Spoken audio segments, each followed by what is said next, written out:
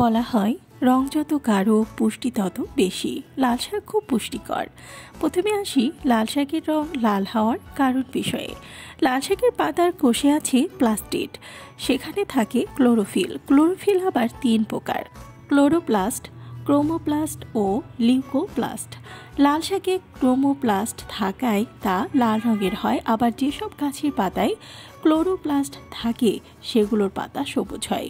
Chromoplast থাকা পাতা লাল ছাড়াও কমলা বা হলুদ রঙের হতে পারে, আবার যেগুলোতে লিউকোপ্লাস্ট থাকে সেগুলো সাদা হয়।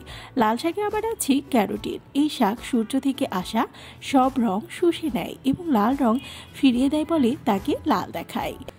এবার আসি লাল শাক দিয়ে মাখলে ভাত লাল হয়ে যায় কেন।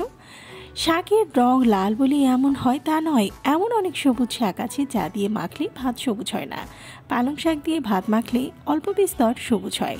ধনেপাতার ভর্তা মাখলেও ভাত সবুজ হয়, আবার পুঁই শাকে তা হয় না। লাল শাকে আছে জলে দ্রবণীয় অ্যান্থোসায়ানিন। এ উপাদানের জন্য লাল শাক দিয়ে ভাত মাখলে ভাত লাল হয়ে যায়। আমাদের পরিচিত ফল জামেও থাকে এ অ্যান্থোসায়ানিন, যে কারণে জামের রস হাতে লেগে, কিন্তু অ্যান্থোসায়ানিন সবুজ শাকে থাকে না। ক্লোরোফিল যদি জলে দ্রব্য হতো তবে পালং শাকও ভাতকে সবুজ করত।